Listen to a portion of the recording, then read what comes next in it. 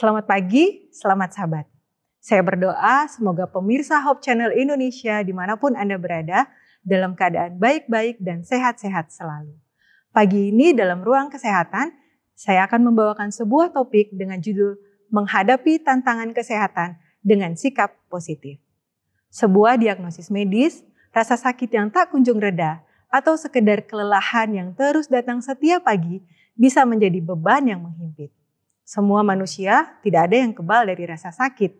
Penyakit datang tidak diundang, baik yang ringan maupun yang berat. Ada sakit kepala atau migrain berulang, mah karena stres, insomnia, susah tidur, pegal-pegal akibat kurang olahraga, atau kelelahan mental. Ataupun penyakit kronis seperti diabetes, hipertensi, autoimun, gagal ginjal dan cuci darah berkala, kehilangan indera atau anggota tubuh, gangguan mental serius, stroke dan kelumpuhan, serta kanker. Tantangan ini tidak hanya mengganggu tubuh, tapi juga mengguncang iman, batin, dan hubungan sosial. Kecil maupun besar, semua itu harus kita hadapi. Siapkah kita untuk menghadapi tantangan itu? Terbaring sakit sudah membuat kita menderita.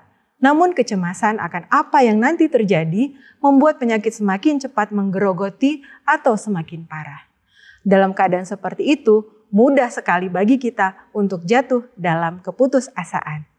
Dalam keadaan sakit, kita seharusnya memiliki hati yang tenang.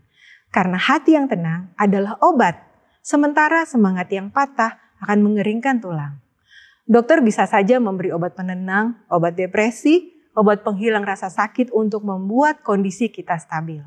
Ajaibnya, Tuhan telah menyediakan di dalam tubuh kita beberapa hormon alami yang diproduksi oleh tubuh kita sendiri yang membantu tubuh dan pikiran kita untuk mendapatkan kestabilan itu tanpa harus menelan pil-pil atau menerima suntikan-suntikan obat kimiawi dengan berbagai macam efek negatifnya bagi tubuh kita. Ada hormon serotonin yang menjaga kestabilan suasana hati, hormon oksitosin atau hormon cinta yang berperan menurunkan stres, mengkompensasi hormon kortisol berlebih yang meningkatkan ketakutan dan kekhawatiran. Hormon endorfin untuk mengurangi rasa sakit dan membuat rileks. Hormon dopamin yang meningkatkan motivasi. Hormon melatonin untuk meningkatkan sistem imun. Pertanyaannya, bagaimanakah hormon-hormon alami itu dapat dihasilkan oleh tubuh kita? Hal utama adalah memiliki sikap yang positif. Apa sikap positif itu? Sikap positif adalah cara pandang, perasaan, dan respons batin yang memilih untuk fokus pada hal-hal baik. Memandang tantangan sebagai peluang untuk kemajuan, memelihara harapan di tengah kesulitan, disertai tindakan yang membangun dan tidak mudah menyerah. Jadi, sikap positif tidak terbatas pada pikiran positif saja, tetapi mencakup juga membuat rencana yang positif, memiliki tujuan positif, melakukan tindakan positif, dan berperilaku positif. Sebagai orang percaya, kita tidak hanya diundang untuk menerima pengobatan medis, tetapi juga untuk menghadapi tantangan kesehatan dengan sikap yang diperbaharui oleh iman. Tuhan ingin kita menumbuhkan sikap yang benar di tengah penderitaan. Bukan berarti menutup mata terhadap masalah, penyakit, penderitaan, tetapi gantinya memilih untuk menghadapinya dengan iman, optimisme, dan semangat. Bukan untuk berpura-pura kuat, tapi untuk menanggapi keadaan dengan sikap positif yang bersumber dari tabib besar yang tetap bekerja di tengah penderitaan. Penelitian ilmiah telah menunjukkan bahwa sikap positif memiliki dampak nyata terhadap kesehatan. Penelitian oleh Johns Hopkins Medicine menunjukkan bahwa sikap positif dapat meningkatkan hasil dan kepuasan hidup pada berbagai kondisi, termasuk cedera otak traumatis, stroke, dan juga tumor otak. Mayo Clinic menyatakan bahwa berpikiran positif membantu dalam manajemen stres dan dapat meningkatkan kesehatan secara keseluruhan. Sikap positif ini harus dikembangkan dalam beberapa cara yang ingin saya bagikan kepada kita semua di dalam menghadapi tantangan kesehatan. Baik yang sedang mengalami masalah dengan kesehatan, begitu juga di dalam menjaga kesehatan tubuh, mental, dan spiritual kita. Cara yang pertama adalah bersyukur. Bersyukurlah dalam segala hal. Semuanya dapat disyukuri setiap hari, sekecil apapun itu. Sebuah studi yang diterbitkan dalam sebuah jurnal kesehatan menunjukkan bahwa orang yang secara teratur menuliskan hal-hal yang mereka syukuri akan memiliki kesehatan fisik yang lebih baik, dapat tidur lebih nyenyak, dan lebih optimis terhadap hidup. Rasa syukur dan doa yang menenangkan dapat menaikkan hormon serotonin secara alami, menyeimbangkan suasana hati, menstabilkan mood kita yang kemudian akan mengurangi kecemasan dan rasa sakit. Cara yang kedua adalah berdoa dan meditasi. Luangkan waktu untuk berdoa dan merenungkan firman Tuhan yang dapat memberikan ketenangan dan harapan.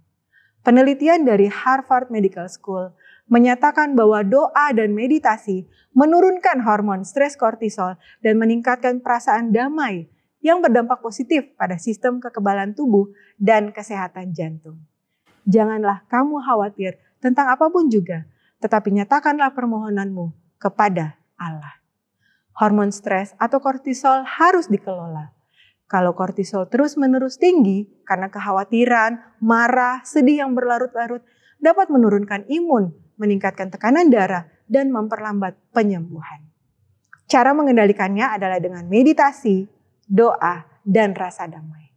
Hormon endorfin untuk meredakan rasa sakit dan meningkatkan rileks juga dapat diproduksi melalui doa dan meditasi. Cara yang ketiga adalah terhubung dengan orang lain. Berbagi cerita dan dukungan dengan keluarga atau komunitas dapat memperkuat semangat. Penelitian dari American Psychological Association menyatakan bahwa dukungan sosial dapat mengurangi gejala depresi, mempercepat pemulihan, dan meningkatkan umur panjang. Relasi sosial terbukti penting dalam pemulihan pasien stroke dan kanker. Terhubung dengan orang lain meningkatkan perasaan hangat, memperkuat relasi, menaikkan hormon oksitosin atau hormon kasih agar imun lebih aktif. Hormon ini akan meredakan rasa sepi, kesendirian, dan menciptakan rasa keterhubungan emosional. Kalau saudara memiliki masalah kesehatan yang serius, bergabunglah dengan komunitas kecil seperti klub pemulihan atau persekutuan doa atau komunitas kesehatan. Seorang sahabat menaruh kasih setiap waktu dan menjadi saudara dalam kesukaran. Tertawa bersama teman-teman akan meningkatkan hormon endorfin. Cara yang keempat yaitu menjaga pola hidup sehat. Aktivitas fisik ringan, istirahat atau tidur yang cukup, dan pola makan sehat yang seimbang dapat meningkatkan mood dan energi. WHO menyatakan bahwa aktivitas fisik teratur menurunkan resiko penyakit jantung, diabetes, dan depresi. Olahraga ringan 30 menit sehari terbukti meningkatkan mood dan fungsi otak dalam bentuk hormon dopamin, serotonin, dan endorfin. Tidur yang cukup dengan suasana yang tenang dan gelap alami akan memproduksi hormon melatonin untuk mempercepat regenerasi sel, pemulihan fisik, dan keseimbangan sistem imun. Dan tentunya pola makan sehat yang seimbang akan memberikan nutrisi yang baik bagi tubuh kita. Cara yang kelima, dengan menetapkan tujuan kecil. Menurut riset, orang yang menetapkan tujuan kecil yang dapat dicapai akan mengalami peningkatan motivasi, peningkatan rasa kontrol, dan pengurangan gejala kecemasan serta kelelahan dalam penyakit kronis. Hormon dopamin yang berperan untuk meningkatkan motivasi, meningkatkan energi, dan perasaan senang. Hormon ini akan dilepaskan saat kita mencapai tujuan, mendapat pujian, mendapatkan penghargaan, atau mendapatkan pengalaman yang menyenangkan. Saat kita mencapai tujuan kecil atau kita merasa bersyukur, maka dopamin akan meningkat, akan memberikan dorongan semangat untuk terus maju. Apa saja tujuan kecil yang bisa kita buat? Tujuan kecil untuk hidrasi. Saya akan minum 6-8 gelas air putih hari ini, 1 gelas setiap 2 jam. Tujuan kecil untuk tidur berkualitas. Malam ini saya akan tidur 15 menit lebih awal daripada biasanya. Tujuan kecil untuk aktivitas fisik. Hari ini saya akan berjalan kaki 15 menit setelah makan siang. Tujuan kecil untuk makanan sehat. Saya akan makan buah 1 kali hari ini untuk menggantikan camilan manis. Tujuan kecil untuk spiritualitas dan pikiran positif. Saya akan menuliskan 3 hal yang saya syukuri sebelum tidur malam ini. Barang siapa setia dalam perkara kecil, ia setia juga dalam perkara besar. Tubuh kita dirancang sedemikian rupa agar kasih menghasilkan oksitosin, sukacita menghasilkan dopamin dan endorfin, damai menghasilkan serotonin, tidur yang tenang menghasilkan melatonin, kekhawatiran dan takut menghasilkan kortisol. Kelima aspek di atas, bersyukur, berdoa, terhubung, bergerak dan menetapkan tujuan, adalah strategi sikap positif yang rohani dan ilmiah.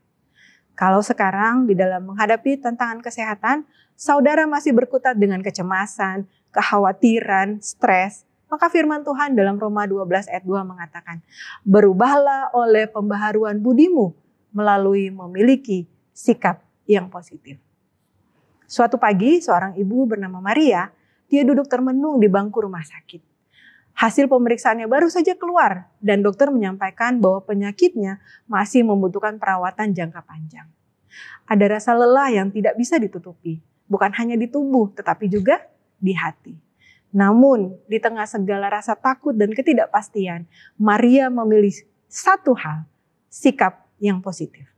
Bukan karena keadaannya membaik, bukan karena jalan keluar sudah terlihat, tetapi karena ia percaya bahwa iman kepada Tuhan memampukan manusia melihat cahaya bahkan saat hari terasa gelap. Tuhan, Engkau mengenal setiap detak jantungku, setiap rasa sakitku, dan setiap kekhawatiranku. Ajarlah aku untuk melihat tantangan kesehatan ini sebagai kesempatan untuk bersandar lebih dalam kepadamu. Perbaharuilah pikiranku dengan harapan dan damai sejahtera yang dari Engkau. Dalam nama Yesus, aku berdoa. Amin.